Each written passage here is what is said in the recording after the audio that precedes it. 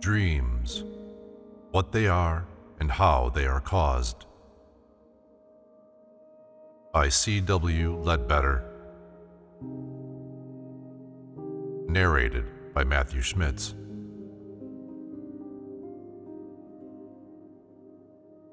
Chapter 1. Introductory. Many of the subjects with which our theosophical studies bring us into contact are so far removed from the experiences and interests of everyday life that while we feel drawn towards them by an attraction which increases in geometrical progression as we come to know more of them and understand them better, we are yet conscious, at the back of our minds as it were, of a faint sense of unreality, or at least unpracticality, while we are dealing with them. When we read of the formation of the solar system, or even of the rings and rounds of our own planetary chain, we cannot but feel that, interesting though this is an abstract study, useful as it is in showing us how man has become what we find him to be, it nevertheless associates itself only indirectly with the life we are living here and now. No such objection as this, however, can be taken to our present subject. All readers of these lines have dreamed. Probably many of them are in the habit of dreaming frequently, and they may therefore be interested in an endeavor to account for dream phenomena by the aid of the light thrown upon them by investigation along theosophic lines.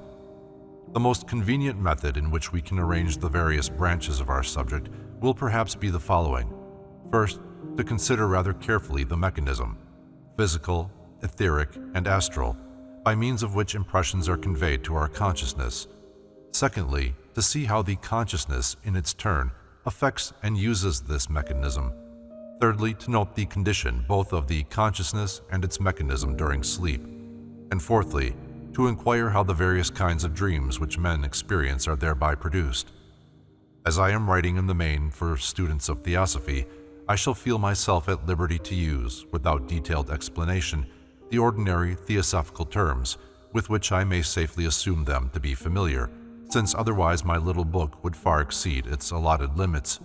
Should it, however, fall into the hands of any to whom the occasional use of such terms constitutes a difficulty, I can only apologize to them and refer them for these preliminary explanations to any elementary theosophical work, such as Mrs. Besant's The Ancient Wisdom or Man and His Bodies. Chapter 2. The Mechanism. 1. Physical. First then, as to the physical part of the mechanism. We have in our bodies a great central axis of nervous matter, ending in the brain, and from this a network of nerve threads radiates in every direction through the body.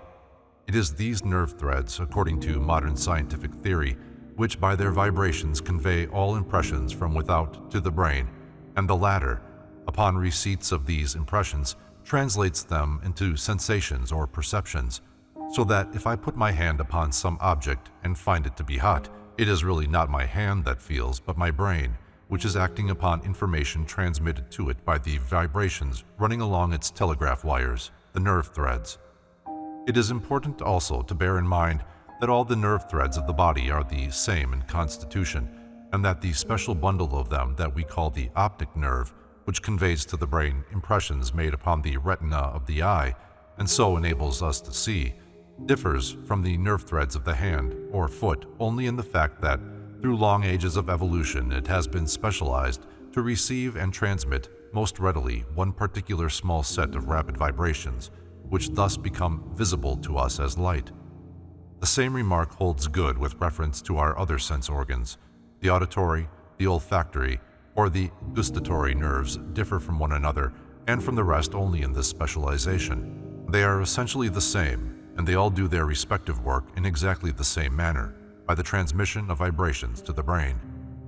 Now this brain of ours, which is thus the great center of our nervous system, is very readily affected by slight variations in our general health, and most especially by any which involve a change in the circulation of the blood through it. When the flow of blood through the vessels of the head is normal and regular, the brain, and therefore the whole nervous system, is at liberty to function in an orderly and efficient manner. But any alteration in this normal circulation, either as to quantity, quality, or speed, immediately produces a corresponding effect on the brain, and through it on the nerves throughout the body. If, for example, too much blood is supplied to the brain, congestion of the vessels takes place and irregularity in its action is at once produced. If too little, the brain, and therefore the nervous system, becomes first irritable and then lethargic. The quality of the blood supplied is also of great importance. As it courses through the body, it has two principal functions to perform: to supply oxygen and to provide nutrition to the different organs of the body. And if it be unable adequately to fulfill either of these functions, a certain disorganization will follow.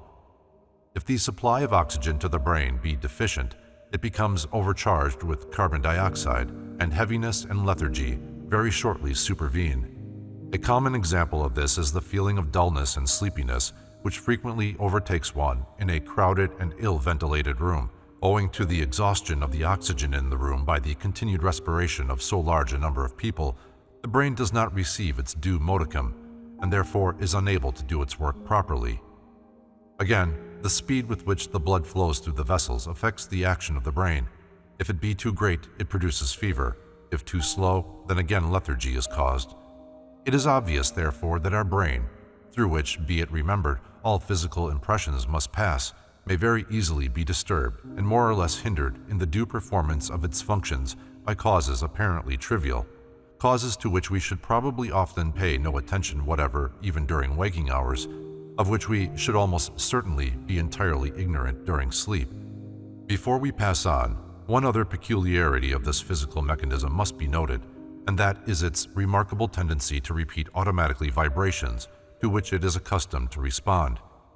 It is to this property of the brain that are to be attributed all those bodily habits and tricks of manner which are entirely independent of the will and are often so difficult to conquer, and, as will presently be seen, it plays an even more important part during sleep than it does in our waking life. 2. Etheric. It is not alone through the brain to which we have hitherto been referring, however, that impressions may be received by the man. Almost exactly coextensive with and interpenetrating its visible form is his etheric double, formerly called in theosophical literature the linga sharira, and that also has a brain which is generally no less physical than the other, though composed of matter in a condition finer than the gaseous. If we examine with psychic faculty the body of a newly born child, we shall find it permeated not only by astral matter of every degree of density, but also by the different grades of etheric matter. And if we take the trouble to trace these inner bodies backwards to their origin, we find that it is of the latter that the etheric double, the mold upon which the physical body is built up, is formed by the agents of the lords of karma, while the astral matter has been gathered together by the descending ego, not of course consciously, but automatically, as he passed through the astral plane, and is in fact merely the development in that plane of tendencies whose seeds have been lying dormant in him during his experiences in the heaven world, because on that level it was impossible that they could germinate for want of the grade of matter necessary for their expression. Now this etheric double has often been called the vehicle of the human life ether, or vital force, called in Sanskrit prana, and anyone who has developed these psychic faculties can see exactly how this is so. He will see the solar life principle almost colorless, though intensely luminous and active, which is constantly poured into the Earth's atmosphere by the sun. He will see how the etheric part of his spleen, in the exercise of its wonderful function, absorbs this universal life and specializes it into prana so that it may be more readily assimilable by his body. How it then courses all over that body, running along every nerve thread in tiny globules of lovely rosy light, causing the glow of life and health and activity to penetrate every atom of the etheric double, and how, when the rose-colored particles have been absorbed, the superfluous life ether finally radiates from the body in every direction as bluish-white light. If he examines further into the action of this life ether, he will soon see reason to believe that the transmission of impression to the brain depends rather upon its regular flow along the etheric portion of the nerve threads than upon the mere vibration of the particles of their denser and visible portion, as is commonly supposed. It would take too much of our space to detail all the experiments by which this theory is established, but the indication of one or two of the simplest will suffice to show the lines upon which they run. When a finger becomes entirely numbed with cold, it is incapable of feeling, and the same phenomenon of insensibility may readily be produced at will by a mesmerizer, who by a few passes over the arm of his subject will bring it into a condition in which it may be pricked with a needle or burnt by the flame of a candle without the slightest sensation of pain being experienced. Now, why does the subject feel nothing in either of these two cases? The nerve threads are still there, and though in the first case it might be contended that their action was paralyzed by cold and by the absence of blood from the vessels, this certainly cannot be the reason in the second case, where the arm retains its normal temperature and the blood circulates as usual. If we call in the aid of the clairvoyant, we shall be able to get somewhat nearer to a real explanation, for he will tell us that the reason why the frozen finger seems dead and the blood is unable to circulate through its vessels is because the rosy life ether is no longer coursing along the nerve ends. For we must remember that though matter in the etheric condition is invisible to ordinary sight, it is still purely physical and therefore can be affected by the action of cold or heat. In the second case, he will tell us that when the mesmerizer makes the passes by which he renders the subject's arm insensible, what he really does is to pour his own nerve ether, or magnetism as it is often called, into the arm, thereby driving back for the time that of the subject.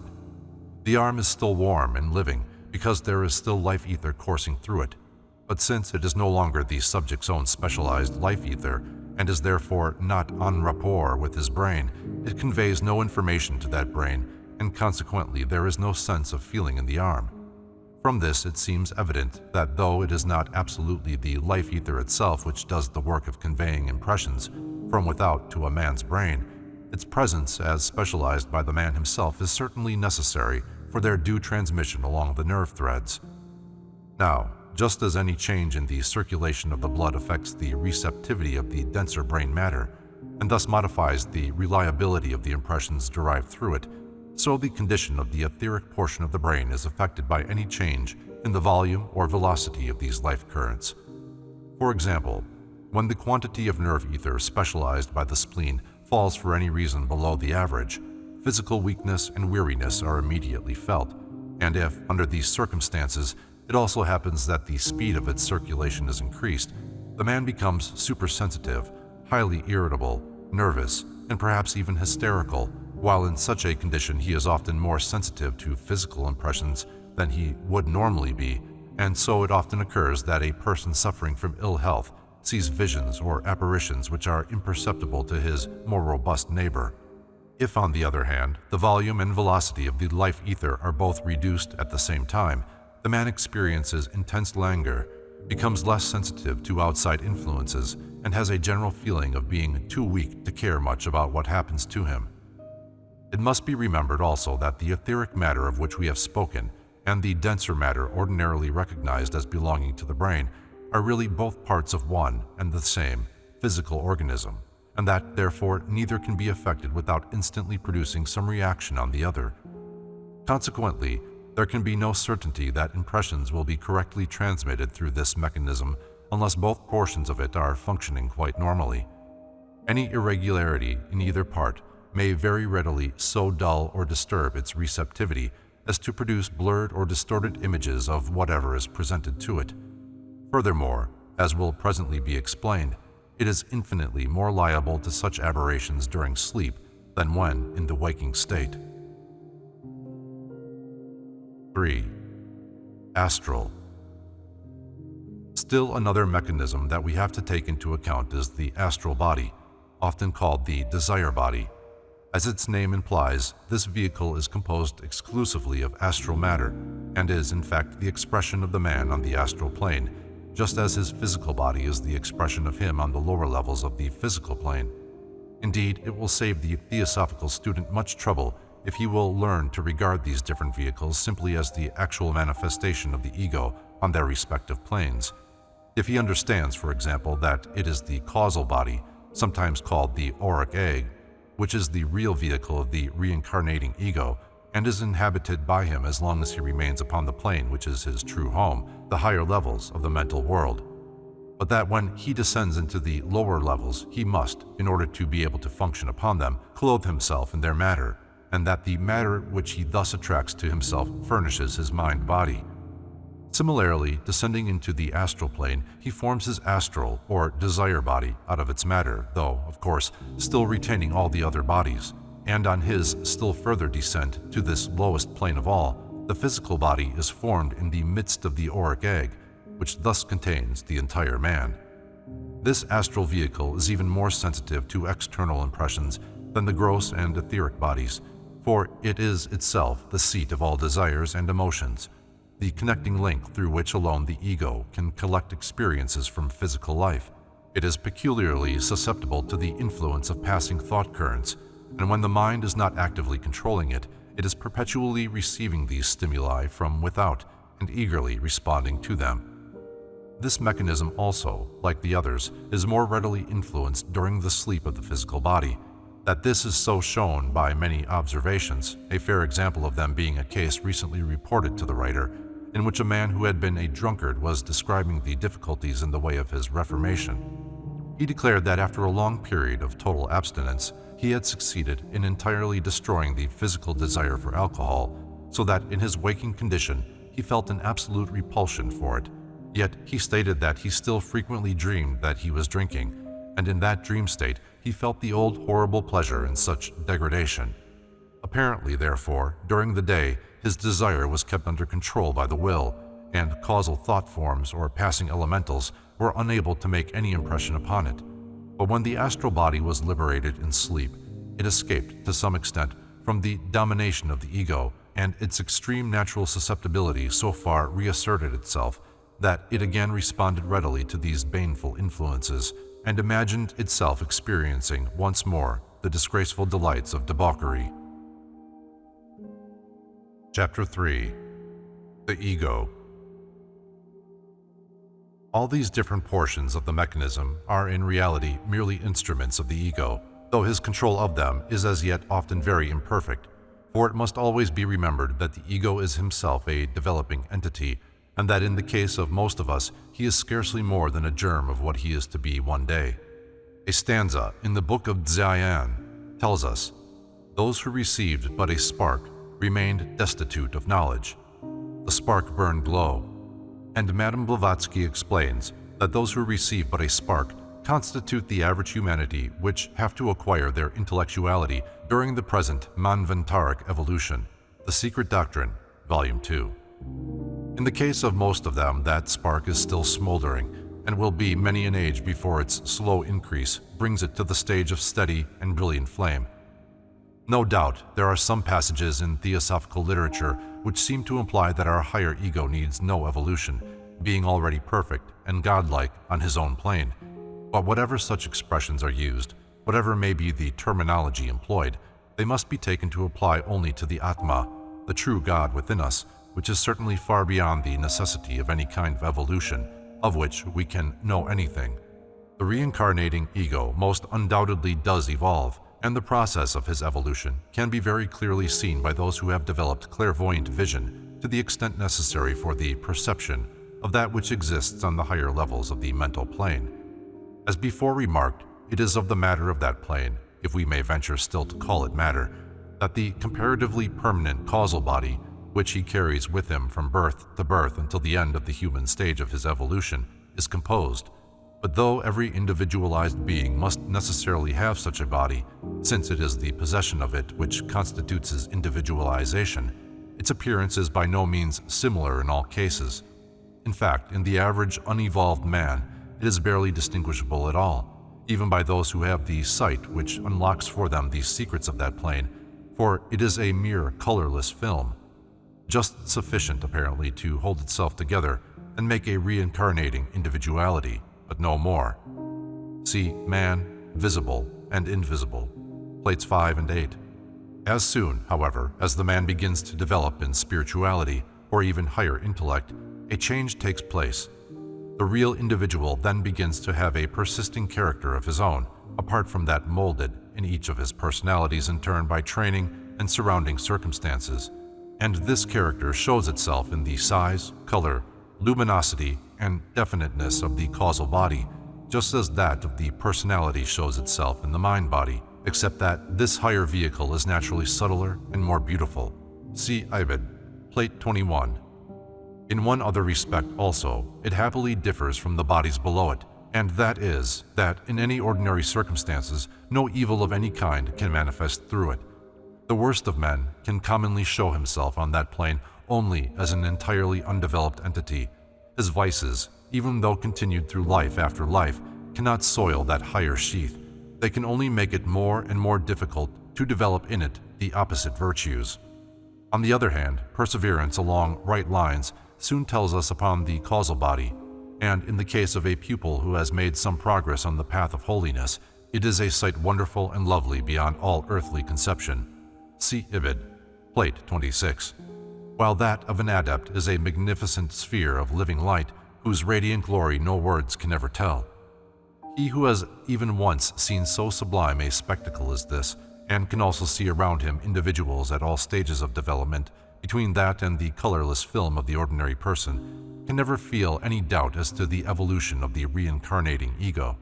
The grasp which the ego has of his various instruments, and therefore his influence over them, is naturally small in his earlier stages. Neither his mind nor his passions are thoroughly under his control. Indeed, the average man makes almost no effort to control them, but allows himself to be swept hither and thither just as his lower thoughts and desires suggest.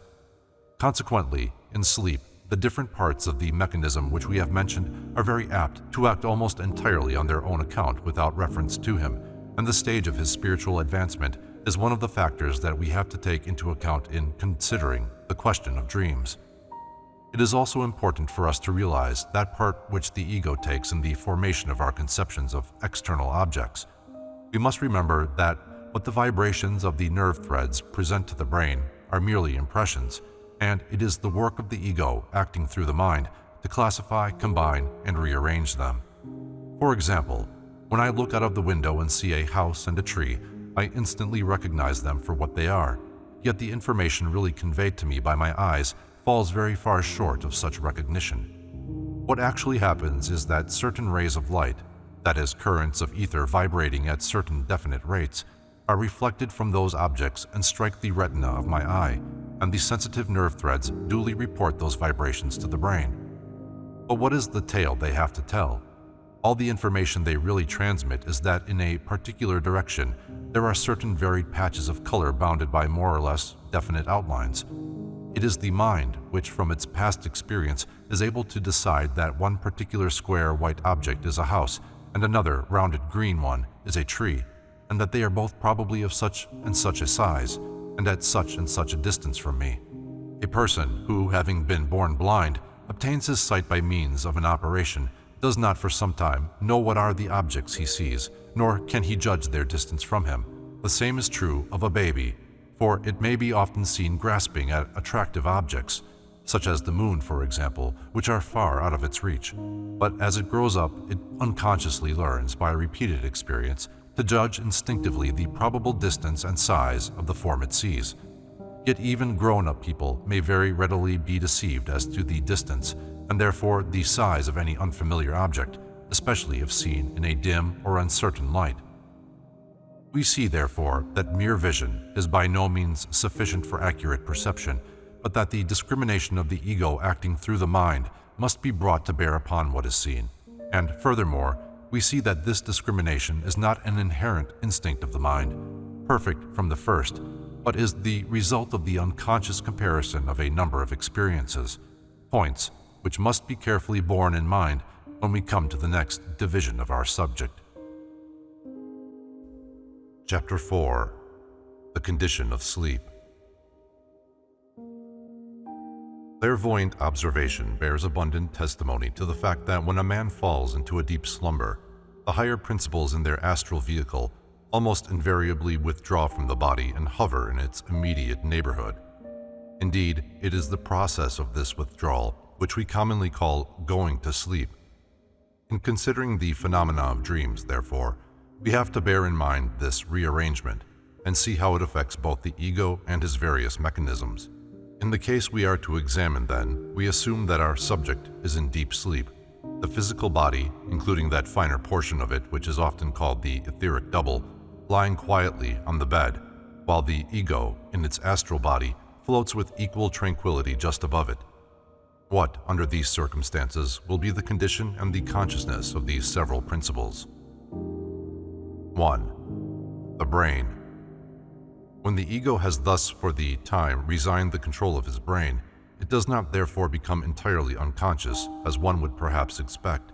It is evident from various experiments that the physical body has a certain dim consciousness of its own, quite apart from that of the real self, and apart also from the mere aggregate of the consciousness of its individual cells.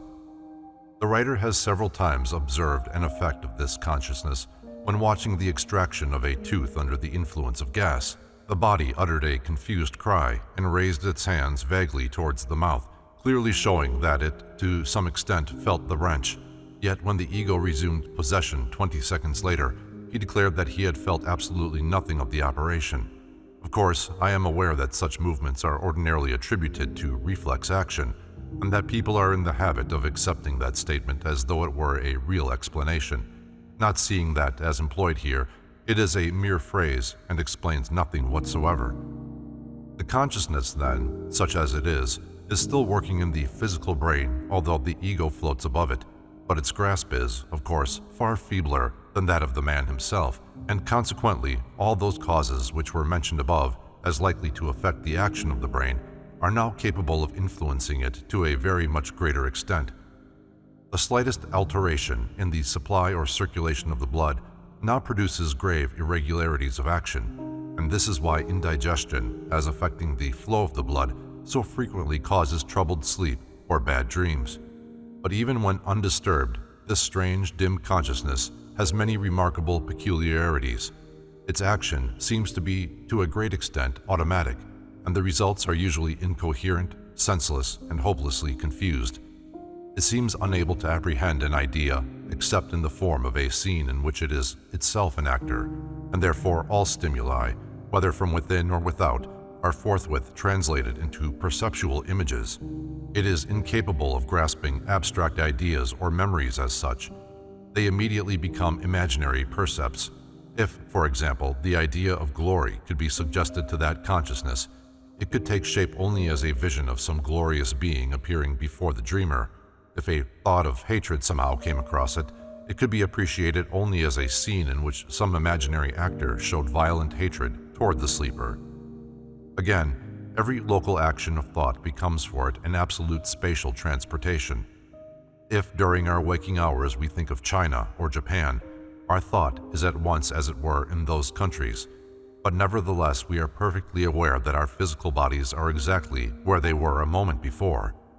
In the condition of consciousness which we are considering, however, there is no discriminating ego to balance the cruder impressions, and consequently any passing thought suggesting China and Japan could imagine itself only as an actual instantaneous transportation to those countries, and the dreamer would suddenly find himself there, surrounded by as much of the appropriate circumstance as he happened to be able to remember. It has often been noted that while startling translations of this sort are extremely frequent in dreams, the sleeper never seems at the time to feel any surprise at their suddenness. This phenomenon is easily explicable when examined by the light of such observations as we are considering, for in the mere consciousness of the physical brain, there is nothing capable of such a feeling as surprise. It simply perceives the pictures as they appear before it. It has no power to judge either of their sequence or of their lack of that quality. Another source of the extraordinary confusion visible in this half-consciousness is the manner in which the law of the association of ideas works in it. We are all familiar with the wonderful instantaneous action of this law in waking life. We know how a chance word, a strain of music, even the scent of a flower, may be sufficient to bring back to the mind a change of long-forgotten memories. Now, in the sleeping brain, this law is as active as ever, but it acts under curious limitations. Every such association of ideas, whether abstract or concrete, becomes a mere combination of images, and as our association of ideas is often merely by synchronism, as of events which, though really entirely unconnected, happen to us in succession, it may readily be imagined that the most inextricable confusion of these images is of frequent occurrence, while their number is practically infinite, as whatever can be dragged from the immense stores of memory appears in pictorial form. Naturally enough, a succession of such pictures is rarely perfectly recoverable by memory, since there is no order to help in recovery, just as it may be easy enough to remember in waking life a connected sentence or a verse of poetry, even when heard only once, whereas without some system of mnemonics, it would be almost impossible to recollect accurately a mere jumble of meaningless words under similar circumstances. Another peculiarity of this curious consciousness of the brain is that while singularly sensitive to the slightest external influences, such as sounds or touches, it yet magnifies and distorts them to an almost incredible degree. All writers on dreams give examples of this, and indeed, some will probably be within the knowledge of everyone who has paid any attention to the subject. Among the stories most commonly told is one of a man who had a painful dream of being hanged because his shirt collar was too tight. Another man magnified the prick of a pin into a fatal stab received in a duel. Another translated a slight pinch into the bite of a wild beast. Maury relates that part of the rail at the head of his bed once became detached and fell across his neck, so as just to touch it lightly. Yet this trifling contact produced a terrible dream of the French Revolution, in which he seemed to himself to perish by the guillotine. Another writer tells us that he frequently awoke from sleep with a confused remembrance of dreams, full of noise, of loud voices and thunderous sounds, and was entirely unable for a long time to discover their origin. But at last he succeeded in tracing them to the murmurous sound made in the ear, perhaps by the circulation of the blood, when it is laid on the pillow, much as a similar but louder murmur may be heard by holding a shell to the ear. It must by this time be evident that even from this bodily brain alone, there comes enough confusion and exaggeration to account for many of the dream phenomena, but this is only one of the factors that we have to take into consideration. 2. The etheric brain. It will be obvious that this part of the organism, so sensitive to every influence even during our waking life, must be still more susceptible when in the condition of sleep. When examined under these circumstances by a clairvoyant, streams of thought are seen to be constantly sweeping through it, not its own thoughts in the least, for it has itself no power to think, but the casual thoughts of others which are always floating round us. Students of occultism are well aware that it is indeed true that thoughts are things, for every thought impresses itself upon the plastic elemental essence and generates a temporary living entity, the duration of whose life depends upon the energy of the thought impulse given to it. We are therefore living in the midst of an ocean of other men's thoughts, and whether we are awake or asleep, these are constantly presenting themselves to the etheric part of our brain. So long as we ourselves are actively thinking and therefore keeping our brain fully employed, it is practically impervious to this continual impingement of thought from without. But the moment that we leave it idle, the stream of inconsequent chaos begins to pour through it. Most of the thoughts sweep through unassimilated and almost unnoticed, but now and then one comes along which reawakens some vibrations to which the etheric part of the brain is accustomed. At once, that brain seizes upon it, intensifies it, and makes it its own. That thought in turn suggests another, and so a whole train of ideas is started, until eventually it also fades away, and the disconnected, purposeless stream begins flowing through the brain again. The vast majority of people, if they will watch closely what they are in the habit of calling their thoughts, will find that they are very largely made up of a casual stream of this sort, that in truth they are not their thoughts at all, but simply the cast-off fragments of other people's. For the ordinary man seems to have no control whatever over his mind. He hardly ever knows exactly of what he is thinking at any particular moment, or why he is thinking of it. Instead of directing his mind to some definite point, he allows it to run riot at its own sweet will, or lets it lie fallow, so that any casual seed cast into it by the wind may germinate and come to fruition there. The result of this is that even when he, the ego, really wishes for once to think consecutively on any particular subject, he finds himself practically unable to do so. All sorts of stray thoughts rush in unbidden from every side, and since he is quite unused to controlling his mind, he is powerless to stem the torrent. Such a person does not know what real concentrated thought is, and it is this utter lack of concentration, this feebleness of mind and will, that makes the early stages of occult development so difficult to the average man. Again, since in the present state of the world's evolution there are likely to be more evil thoughts than good ones floating around him, This weakness lays him open to all sorts of temptations, which a little care and effort might have avoided altogether. In sleep, then, the etheric part of the brain is even more than usually at the mercy of these thought currents, since the ego is, for the time, in less close association with it. A curious fact brought out in some recent experiments is that when, by any means, these currents are shut out from this part of the brain, it does not remain absolutely passive, but begins very slowly and dreamily to evolve pictures for itself from its store of past memories. An example of this will be given later, when some of these experiments are described. 3. The astral body. As before mentioned, it is in this vehicle that the ego is functioning during sleep, and it is usually to be seen by anyone whose inner sight is opened, hovering over the physical body on the bed. Its appearance, however, differs very greatly according to the stage of development which the ego to which it belongs has reached. In the case of the entirely uncultured and undeveloped person, it is simply a floating wreath of mist, roughly ovoid in shape, but very irregular and indefinite in outline, while the figure within the mist, the denser astral counterpart of the physical body, is also vague, though generally recognizable. It is receptive only of the coarser and more violent vibrations of desire, and unable to move more than a few yards away from its physical body. But as evolution progresses, the ovoid mist becomes more and more definite in outline, and the figure within it more and more nearly a perfect image of the physical body beneath it. Its receptivity simultaneously increases until it is instantly responsive to all the vibrations of its plane, the finer as well as the more ignoble, though in the astral body of a highly developed person, there would naturally be practically no matter left coarse enough to respond to the latter. Its power of locomotion also becomes much greater. It can travel without discomfort to considerable distances from its physical encasement, and can bring back more or less definite impressions as to places which it may have visited and people whom it may have met. In every case, this astral body is, as ever, intensely impressionable by any thought or suggestion involving desire, though in some, the desires which most readily awaken a response in it may be somewhat higher than in others. 4. The ego in sleep.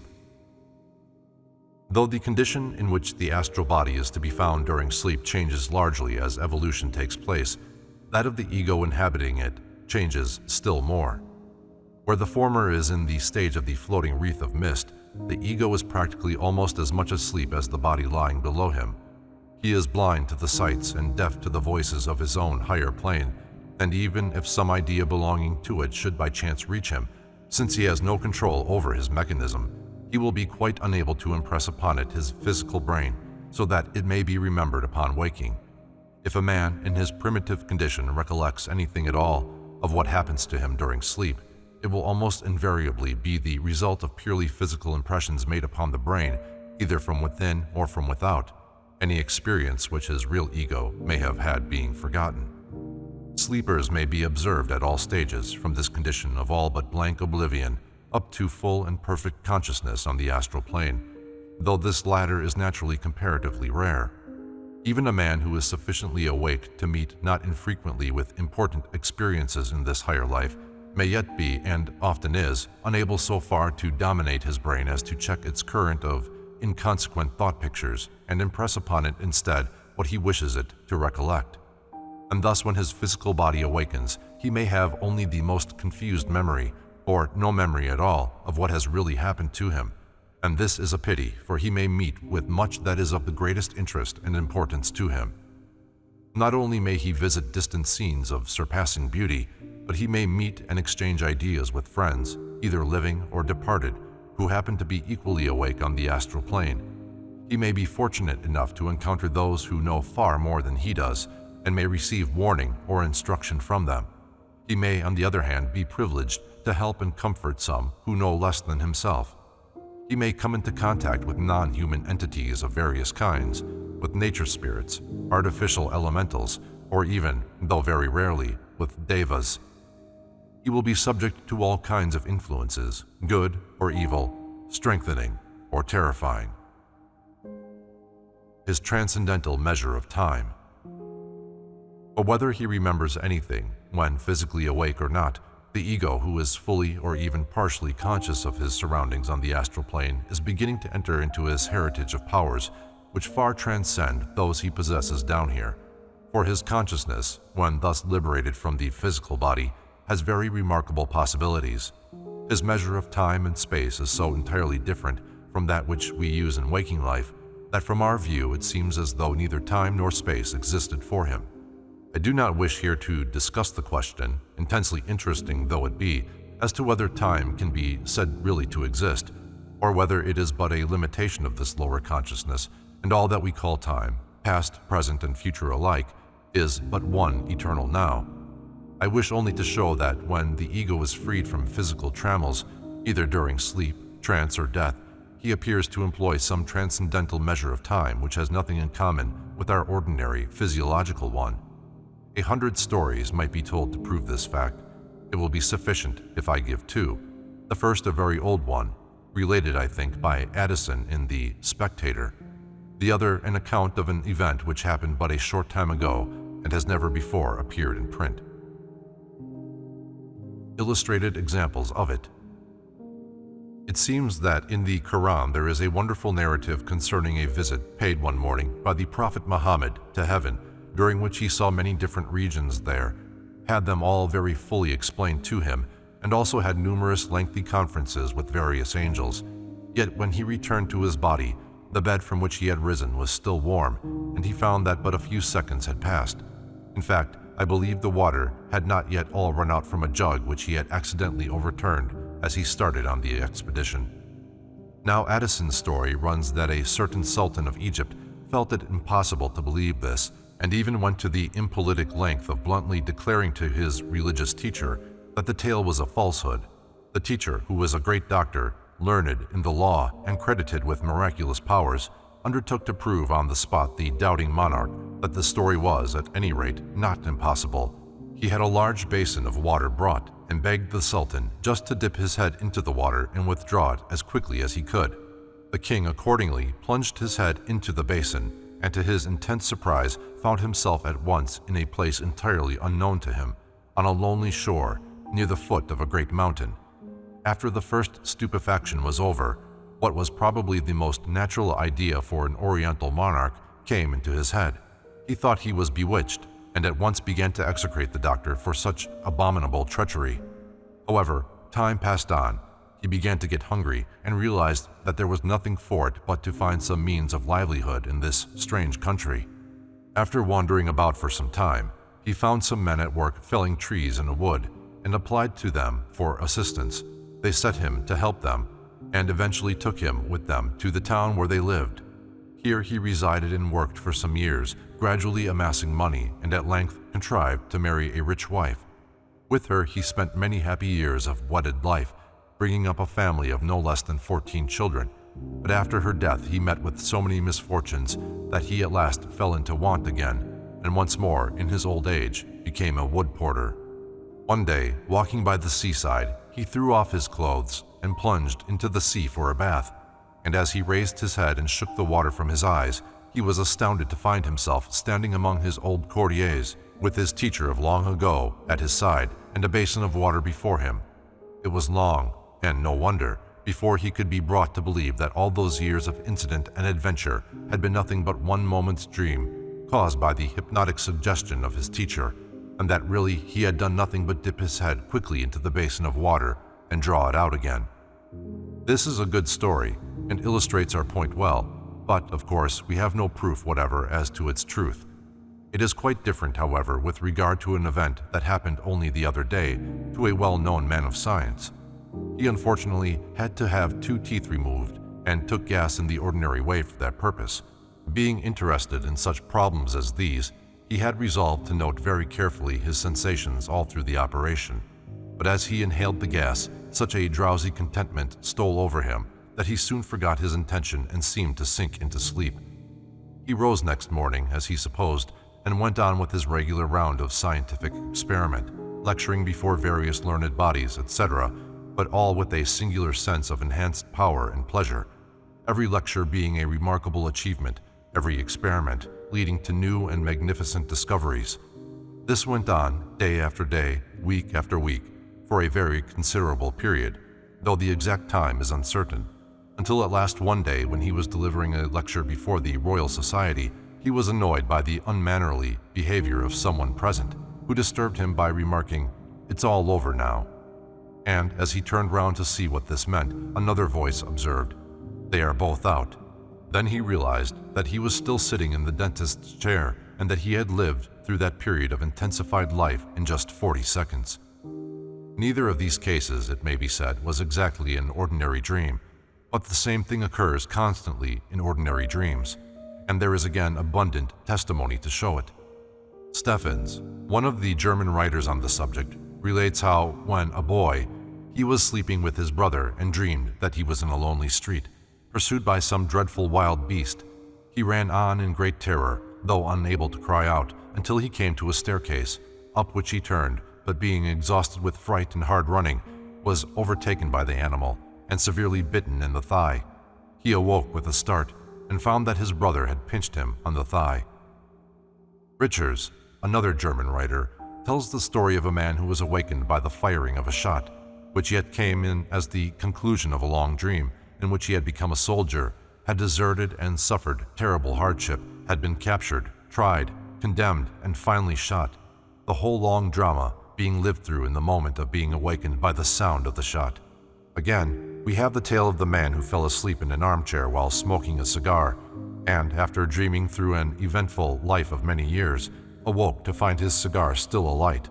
One might multiply authenticated cases to any extent. His power of dramatization. Another remarkable peculiarity of the ego, in addition to his transcendental measure of time, is suggested by some of these stories, and that is his faculty, or perhaps we should rather say his habit, of instantaneous dramatization. It will be noticed in the cases of the shot and the pinch which have just been narrated that the physical effect which awakened the person came as the climax to a dream, apparently extending over a considerable space of time, though obviously suggested in reality entirely by that physical effect itself.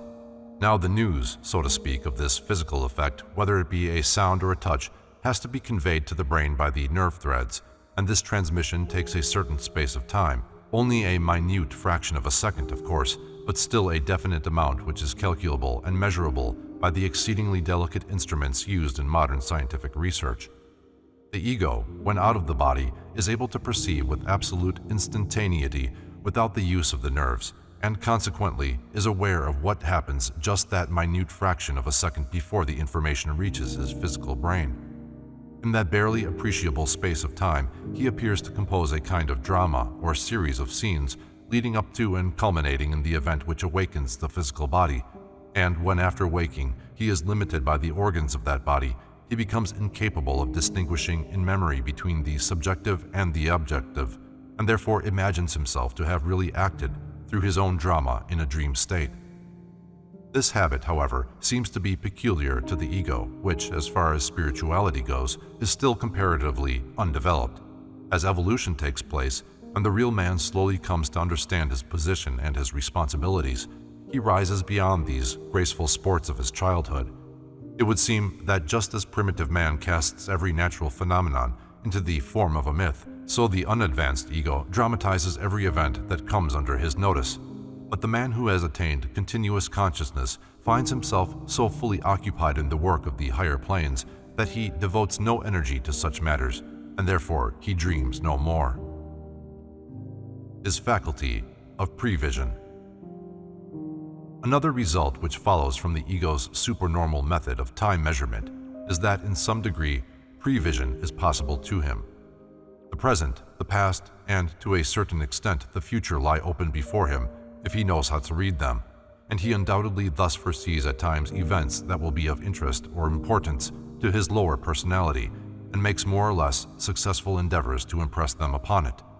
When we take into account the stupendous difficulties in his way, in the case of an ordinary person, the fact that he himself is probably not yet even half awake, that he has hardly any control over his various vehicles, and cannot therefore prevent his message from being distorted or altogether overpowered by the surgings of desire, by the casual thought currents in the etheric part of his brain, or by some slight physical disturbance affecting his denser body, we shall not wonder that he so rarely fully succeeds in his attempt. Once, now and again, a complete and perfect forecast of some event is vividly brought back from the realms of sleep. Far more often, the picture is distorted or unrecognizable, while sometimes all that comes through is a vague sense of some impending misfortune, and still more frequently, nothing at all penetrates the body.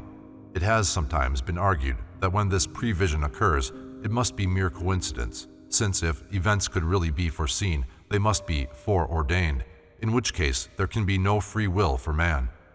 Man, however, undoubtedly does possess free will, and therefore, as remarked above, prevision is possible only to a certain extent. In the affairs of the average man, it is probably possible to a very large extent, since he has developed no will of his own worth speaking of, and is consequently very largely the creature of circumstances. His karma places him amid certain surroundings, and their action upon him is so much the most important factor in his history that his future course may be foreseen with almost mathematical certainty. When we consider the vast number of events which can be but little affected by human action, and also the effects, it will scarcely seem wonderful to us that on the plane where the result of all causes at present in action is visible, a very large portion of the future may be foretold with considerable accuracy, even as to detail. That this can be done has been proved again and again, not only by prophetic dreams, but by the second sight of the Highlanders and the predictions of clairvoyance. And it is on this forecasting of effects from the causes already in existence that the whole scheme of astrology is based.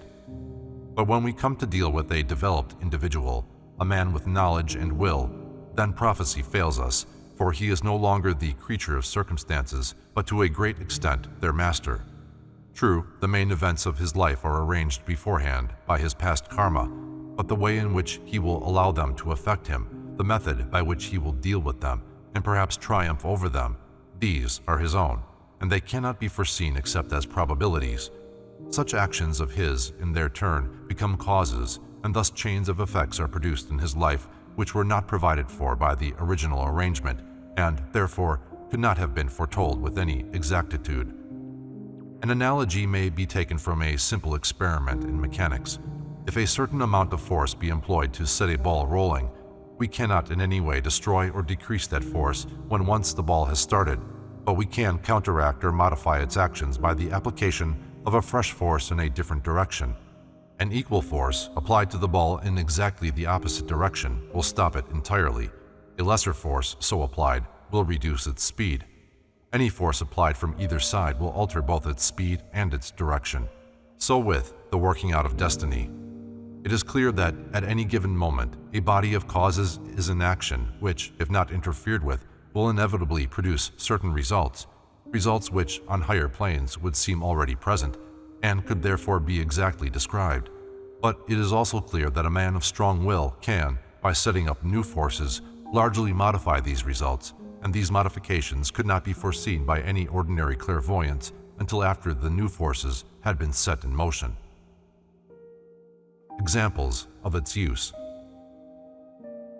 Two incidents which recently came to the knowledge of the writer will serve as excellent illustrations both of the possibility of prevision and also of its modification by a determined will.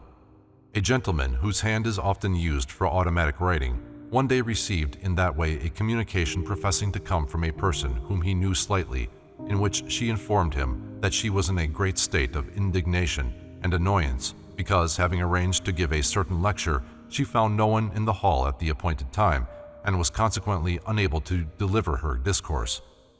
Meeting the lady in question a few days later and supposing the letter to refer to a past event, he condoled with her on the disappointment, and she remarked with great surprise that what he told her was certainly very odd, as, though she had not yet delivered her lecture, she was to do so the following week, and she hoped the letter might not prove a prophecy. Unlikely as such an event seemed, the account written did prove to be a prophecy. No one attended at the hall, the lecture was not delivered, and the lecturer was much annoyed and distressed, exactly as the automatic writer had foretold. What kind of entity inspired the writing does not appear, but it was evidently one who moved on a plane where prevision was possible, and it may really have been, as it professed to be, the ego of the lecturer, anxious to break the disappointment to her by preparing her mind for it on this lower plane. If it were so, it will be said, why should he not have influenced her directly? He may very well have been quite unable to do this, and the sensitivity of her friend may have been the only possible channel through which he could convey his warning. Roundabout as this method may seem, students of these subjects are well aware that there are many examples in which it is evident that means of communication such as are here employed are absolutely the only ones available. On another occasion, the same gentleman received in the same way what purported to be a letter from another feminine friend, relating a long and sad story from her recent life. She explained that she was in very great trouble and that all the difficulty had originally arisen from a conversation, which she gave in detail, with a certain person, by means of which she was persuaded, much against her own feeling, to adopt a particular course of action.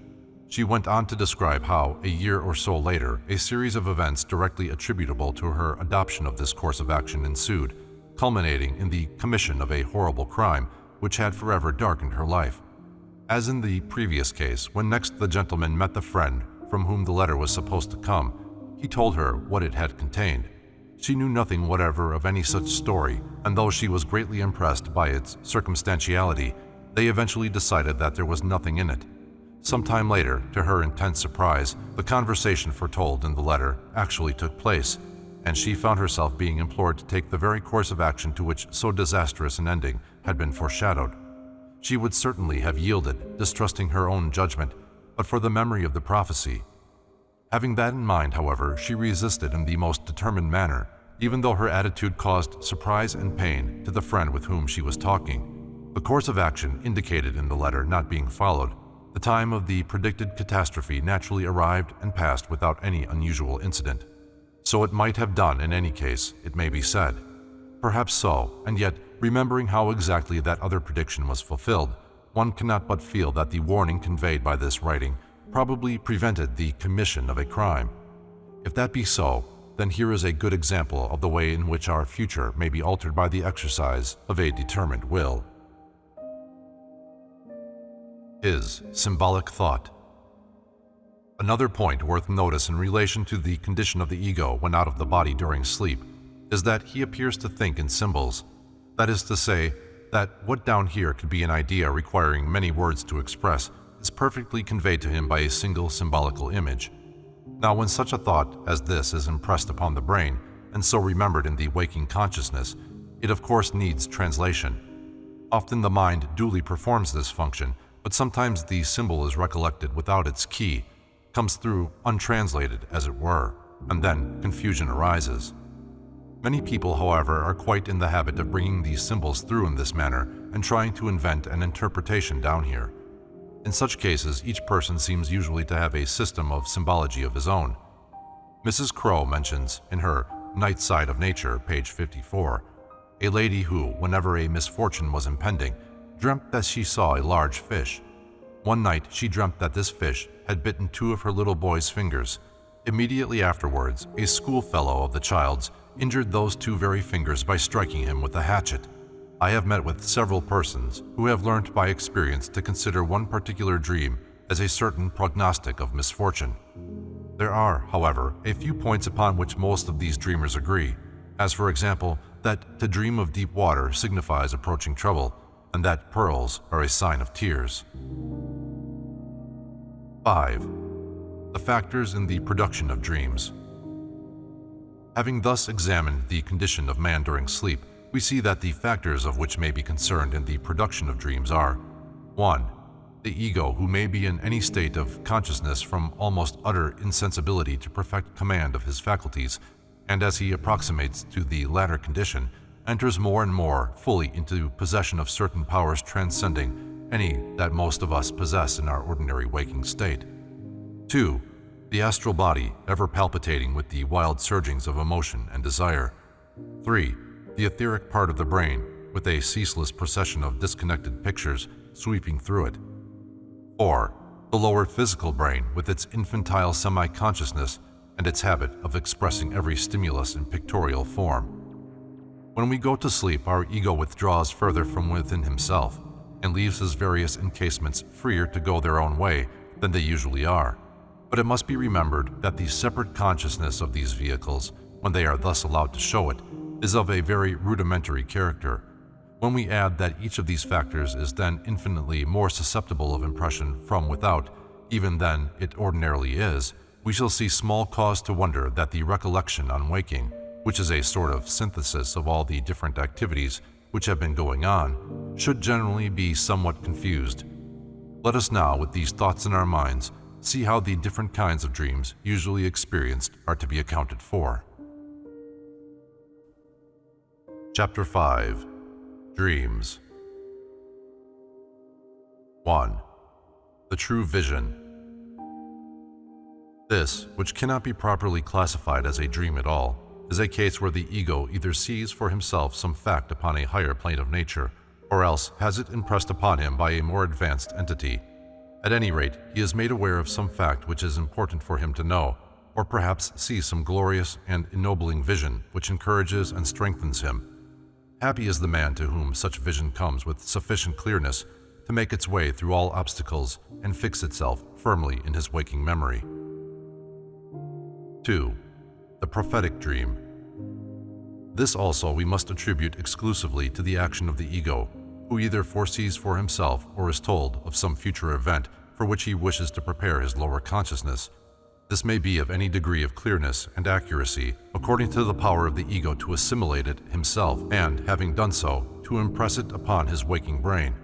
Sometimes the event is one of serious moment, such as death or disaster, so that the motive of the ego is endeavoring to impress it is obvious. On other occasions, however, the fact foretold is apparently unimportant, and it is difficult for us to comprehend why the ego should take any trouble about it. Of course, it is always possible that in such a case, the fact remembered may be only a trifling detail of some far larger vision, the rest of which has not come through to the physical brain. Often, the prophecy is evidently intended as a warning, and instances are not wanting in which that warning has been taken, and so the dreamer has been saved from injury or death. In most cases, the hint is neglected, or its true signification not understood until the fulfillment comes. In others, an attempt is made to act upon the suggestion, but nevertheless, circumstances over which the dreamer has no control bring him, in spite of himself, into the position foretold. Stories of such prophetic dreams are so common that the reader may easily find some in almost any of the books on such subjects. I quote a recent example from Mr. W. T. Stead's Real Ghost Stories, page 77.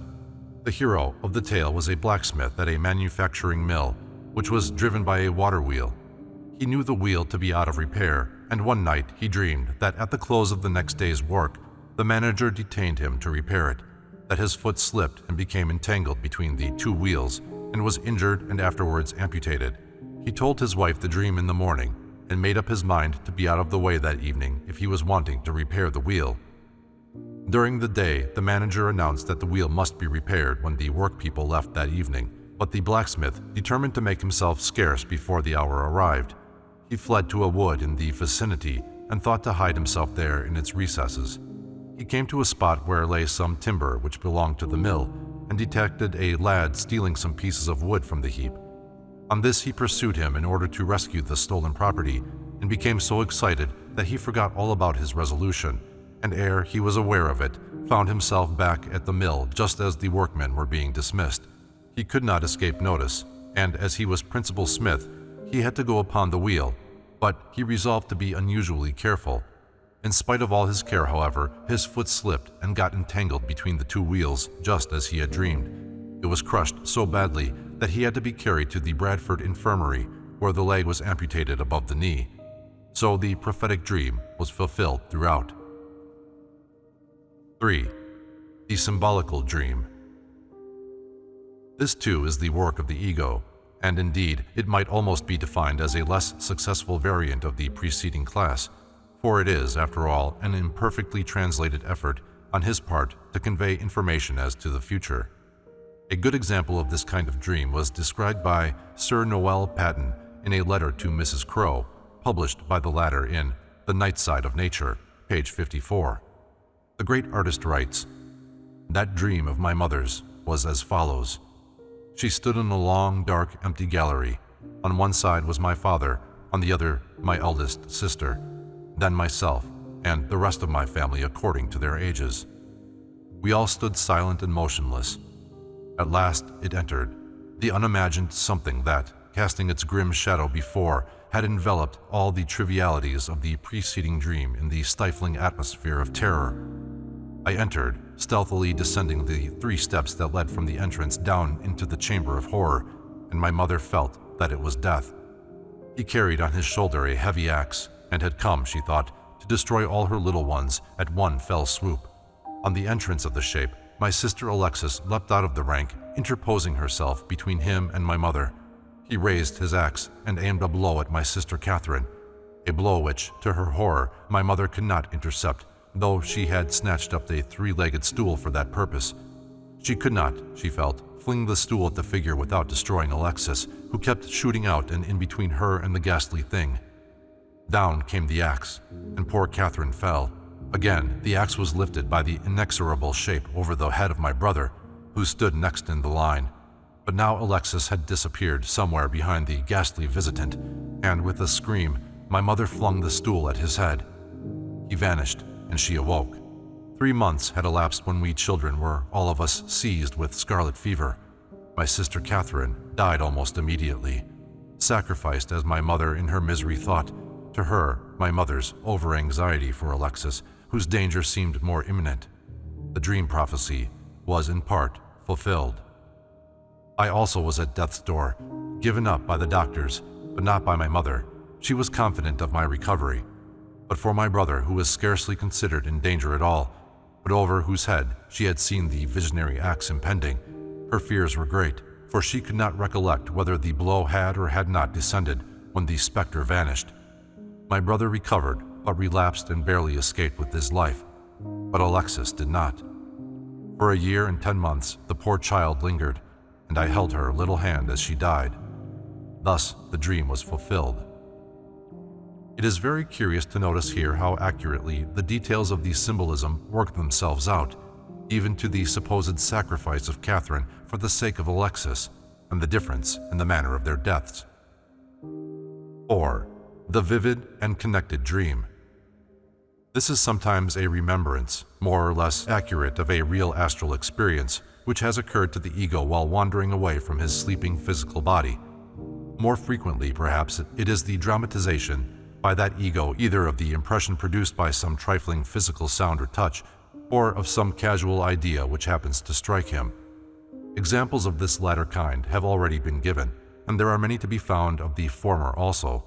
We may take as an instance an anecdote quoted by Mr. Andrew Lang in Dreams and Ghosts, page 35, from the distinguished French physician Dr. Brière de Beaumont, who describes it as occurring within his own intimate knowledge.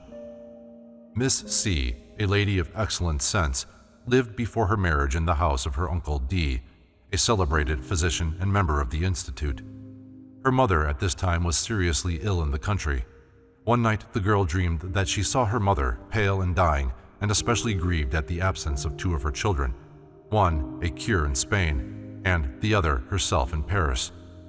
Next she heard her own Christian name called Charlotte, and in her dream saw the people about her mother bring in her own little niece and godchild Charlotte from the next room. The patient intimated by a sign that she did not want this Charlotte, but her daughter in Paris. She displayed the deepest regret. Her countenance changed. She fell back and died. Next day, the melancholy of Miss C attracted the attention of her uncle.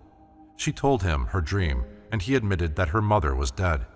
Some months later, when her uncle was absent, she arranged his papers, which he did not like anyone to touch. Among these was a letter containing the story of her mother's death and giving all the details of her own dream, which D had kept concealed lest they should impress her too painfully.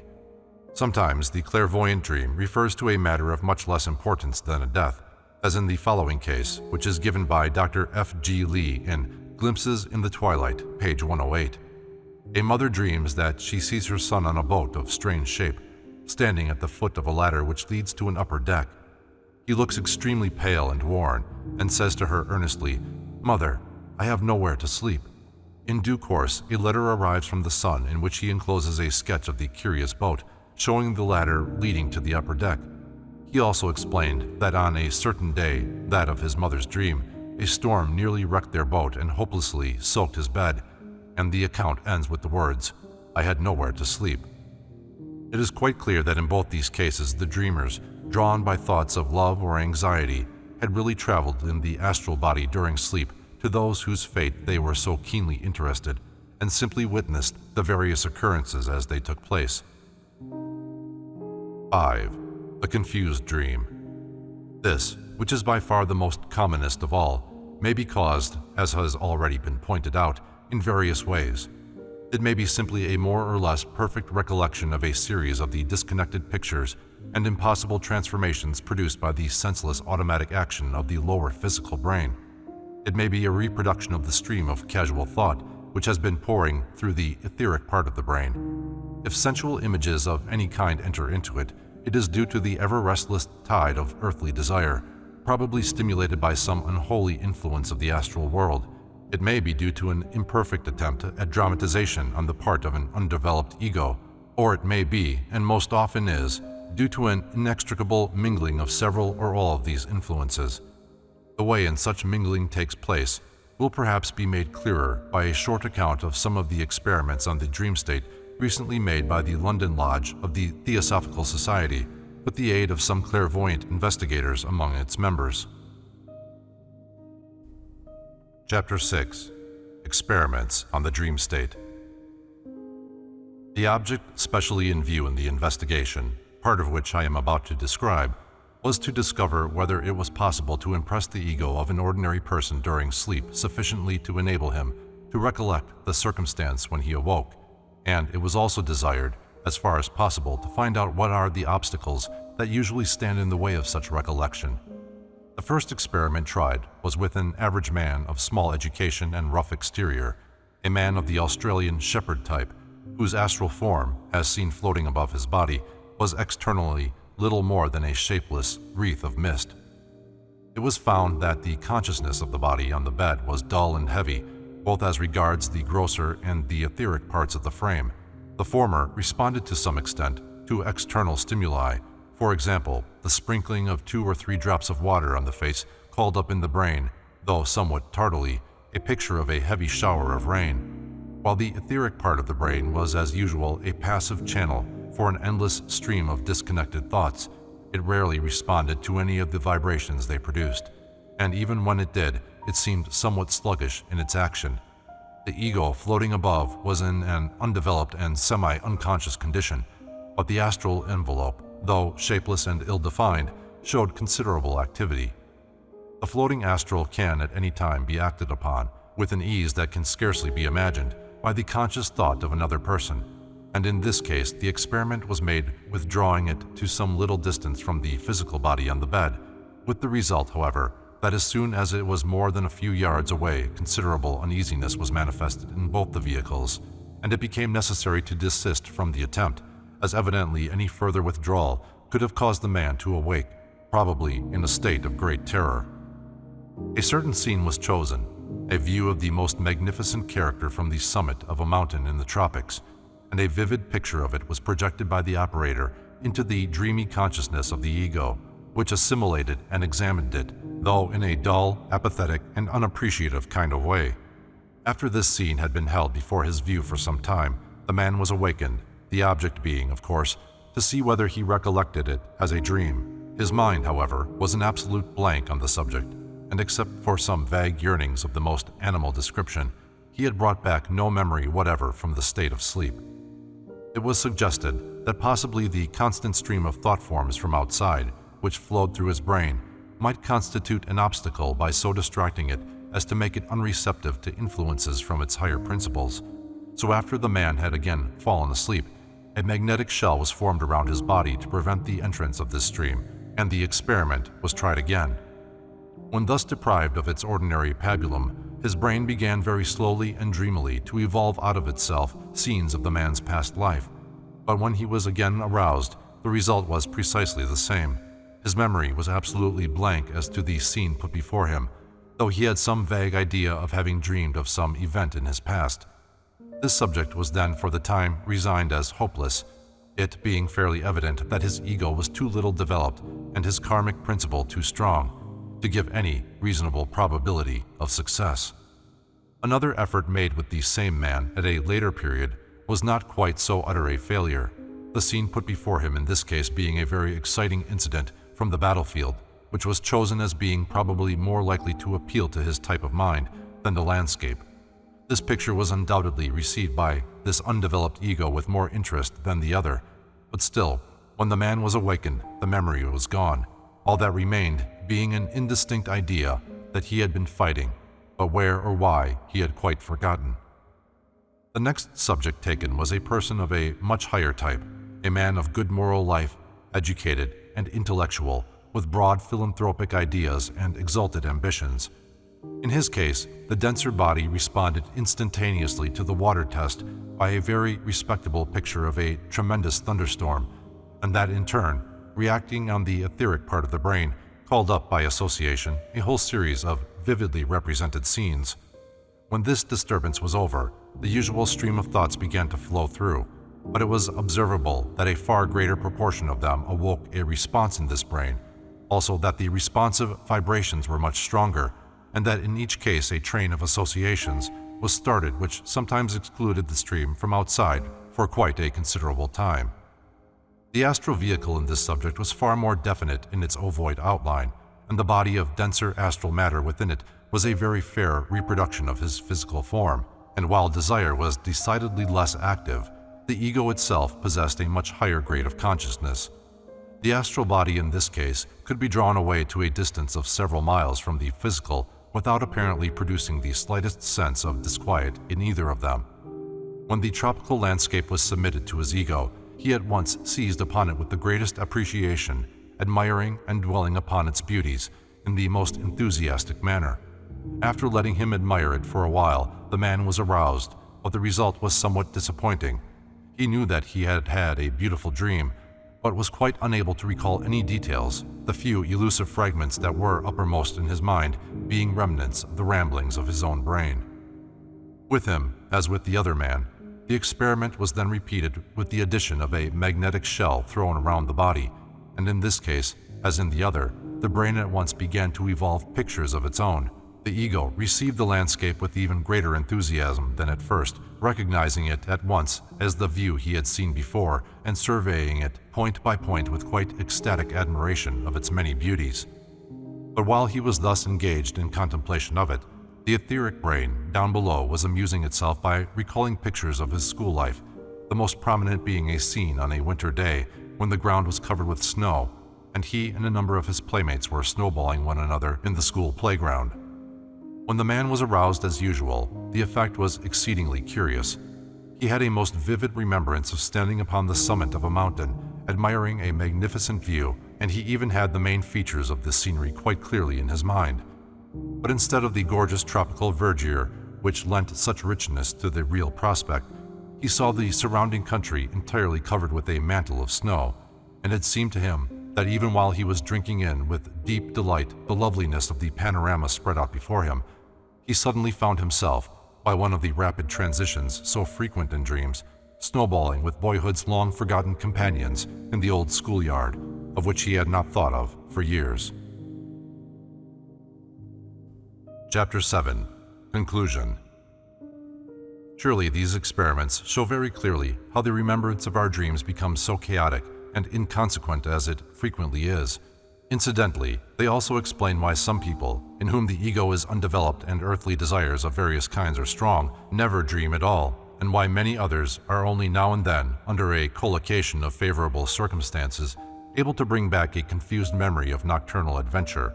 And we see, further, from them, that if a man wishes to reap in his waking consciousness the benefit of what his ego may learn during sleep, it is absolutely necessary for him to acquire control over his thoughts, to subdue all lower passions, and to attune his mind to higher things. If he will take the trouble to form during waking life the habit of sustained and concentrated thought, he will soon find that the advantage lie gains thereby is not limited to the daytime in its action. Let him learn to hold his mind in check, to show that he is master of that also, as well as of his lower passions.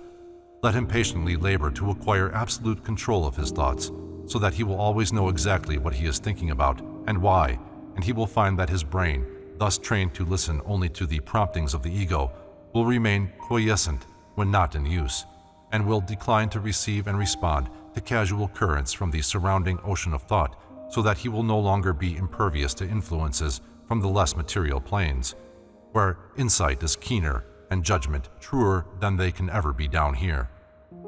The performance of a very elementary act of magic may be of assistance to some people in this training of the etheric part of the brain. The pictures which it evolves for itself, when the thought stream from outside is shut off, are certainly less likely altogether to prevent the recollection of the ego's experiences than is the tumultuous rush of that thought stream itself. So the exclusion of this turbid current, which contains so much more evil than good, is of itself no inconsiderable step towards the desired end, and that much may be accomplished without serious difficulty. Let a man, when he lies down to sleep, think of the aura which surrounds him. Let him will strongly that the outer surface of that aura shall become a shell to protect him from the impingement of influences from without, and the auric matter will obey his thought. A shell will really be formed around him, and the thought stream will be excluded. Warning: students wishing for some reason to guard their physical bodies during sleep may be warned not to repeat the mistake made some time ago by a worthy friend who took a great deal of trouble to surround himself with a specially impenetrable shell on a certain occasion, but made it of astral instead of etheric matter, and consequently took it away with him when he left his physical body. Naturally, the result was that his physical body was left entirely unprotected, while he himself floated about all night enclosed in triple armor, absolutely incapable of sending out a single vibration to help anybody, or of being helped or beneficially influenced by any loving thoughts which may have been directed towards him by teachers or friends. From C.W. Leadbeater's The Hidden Side of Things. Another point very strongly brought out in our further investigations is the immense importance of the last thought in a man's mind as he sinks to sleep. This is a consideration which never occurs to the vast majority of people at all, yet it affects them physically, mentally, and morally. We have seen how passive and how easily influenced man is during sleep. If he enters that state with his thought fixed upon high and holy things, he thereby draws round him the elementals created by like thought in others. His rest is peaceful, his mind open to impressions from above and closed to those from below, for he has set it working in the right direction. If, on the contrary, he falls asleep with impure and earthly thoughts floating through his brain, he attracts to himself all the gross and evil creatures who come near him, while his sleep is troubled by the wild surgings of passion and desire which render him blind to the sights, deaf to the sounds that come from higher planes. All earnest theosophists should therefore make a special point of raising their thoughts to the loftiest level of which they are capable before allowing themselves to sink into slumber. For remember, through what seem at first but the portals of dream, entrance may perchance presently be gained into those grander realms where alone true vision is possible. If one guides his soul persistently upward, its inner senses will at last begin to unfold. The light within the shrine will burn brighter and brighter until at last the full continuous consciousness comes, and then he will dream no more. To lie down to sleep will no longer mean for him to sink into oblivion, but simply to step forth radiant, rejoicing, strong, into that fuller, nobler life where fatigue can never come, where the soul is always learning, even though all his time be spent in service. For the service is that of the great masters of wisdom, and the glorious task they set before him is to help ever to the fullest limit of his power in their never-ceasing work for the aiding and the guidance of the evolution of humanity.